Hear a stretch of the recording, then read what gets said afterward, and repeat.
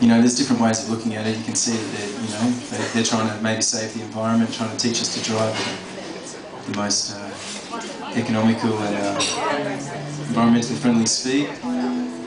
Or you could look at them like they're cholesterol in the veins of this country.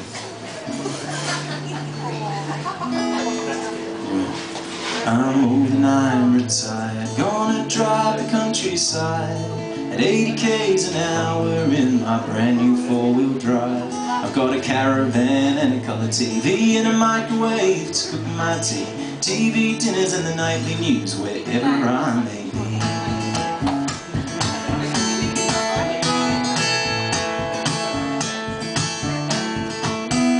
I'll never get off the beaten track, 'cause Highway 1 is where it's at. I can really slow things down in the single lanes from town to town. 'Cause I'm old and I'm retired, but before I am expired, there's a whole lot more drivers I can drive completely wild. Yeah, I'm old and I'm retired, I'm gonna drive the countryside, yeehaw, at 80 k's an hour in my brand new four-wheel drive.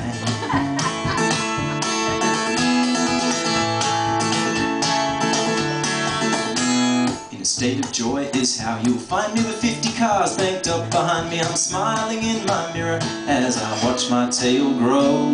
Then I ease off the accelerator. I'm gonna make those folks just a little bit later. There's no need to hurry, they can take it nice and slow.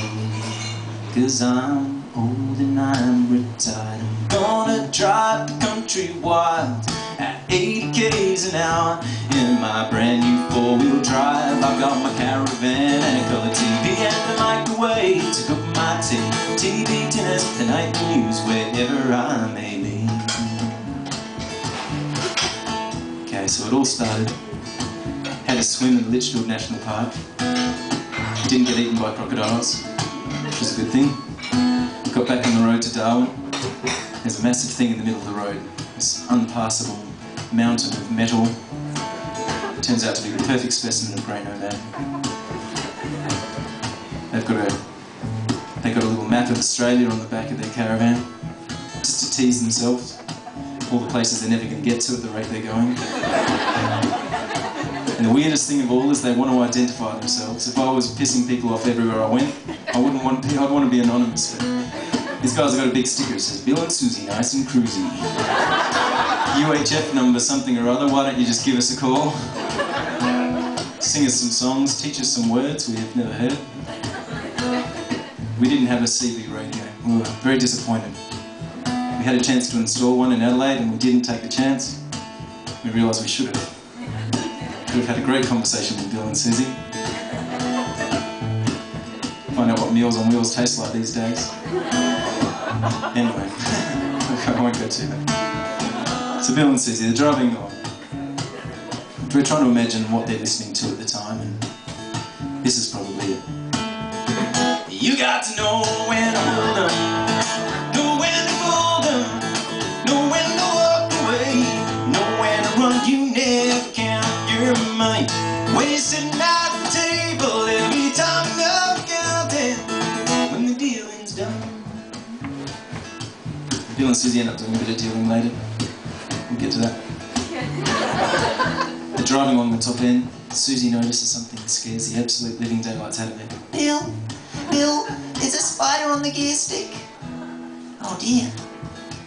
Oh, no, that's not a spider. I've never seen that before. That's a number 5. That's strange. So Bill and Susie, they make it through Tennant Creek, they hit banana bending territory, they hit the East Coast, they trickle down the East Coast, they dribble into northern New South Wales. There's a rally going on, but all these cars are flying past them. They drive through a little town of Yukai where I live. Now, Yukai's got a cafe that often shuts at 2:30 in the afternoon. They open whenever they feel like it. The general store has nothing in it. The pub shuts at 7. That's about it for you, Kai. So Bill and Susie, they keep driving. Half an hour later, they come to one of the most colourful towns in Australia. Our own miniature version of Amsterdam. Look, Bill, they're all dressed up for a party. No, dear, I saw it on Four Corners. They're called ferals. But Bill and Susie are pretty open-minded. They don't mind ferals. Looks like a great place for a cup of tea and a piece of cake. So they pull into the main street, which it's called Kyogle Road. It's not called High Street, it's called Kyogle Road. And they step out of their vehicle. Can't believe the variety of local produce available in the main street of Nimby. What's that you got there, Sonny? Why, that's just crazy. When I was a little girl, we used to mow the weeds and throw them away. I would have kept them if I knew they were worth so much money. No, dear, we just wanted a cup of tea and a piece of cake. Ooh, you've got some cake. How much is that bit, dear? That looks nice. $10. When I was a wee lass, we used to be able to get a cup of tea and a piece of cake for 20 pence. We would still have change. So it better be good cake, Sonny. So Bill and Susie head back into the caravan.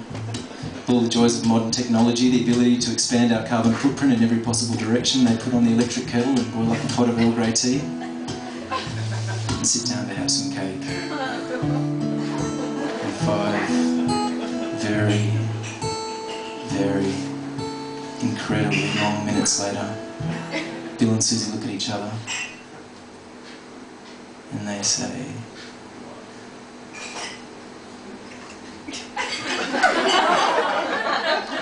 doesn't this just capture the feeling? Just that moment? They can't say anything, they can't. Now they do what most modern human beings do in that situation. They pray to God the Simpsons is on. They go and lie down in bed and start channel surfing. Now this is a bit wrong, you have to stretch your imagination. They go through every channel on TV and they can't find one episode of The Simpsons. So they're about to give up on TV. And Susie notices something. Bill, I remember this show. This is the best show Australia's ever produced. She happens to be right on that point.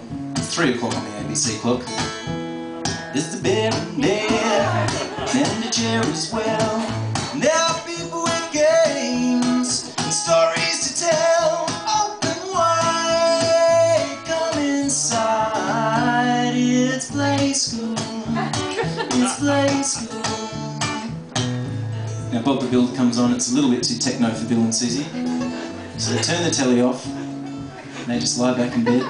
They're in Nimbin after all. This beautiful music drifts in through the window. And Bill musters up a few words. You know, Susie, I've heard this sort of music before. I never used to understand it, but I'm really digging it now. Steer it up,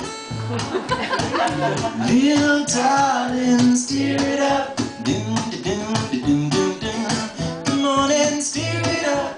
Oh yeah, little darling, steer it up. Dum, da, dum, da, dum, dum, dum.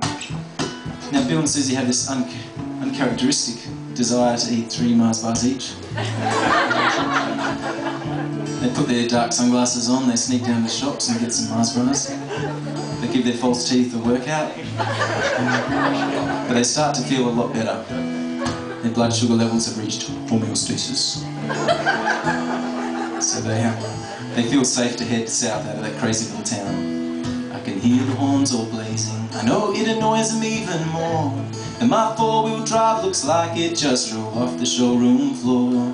But the best part of my day is to drive those folks insane when I speed up to 100 in the overtaking lane. Cause I'm old and I'm retired, I'm gonna drive the countryside at 80 k's an hour in my brand new 4-wheel drive. I got my caravan and a color TV and a microwave to cook my tea.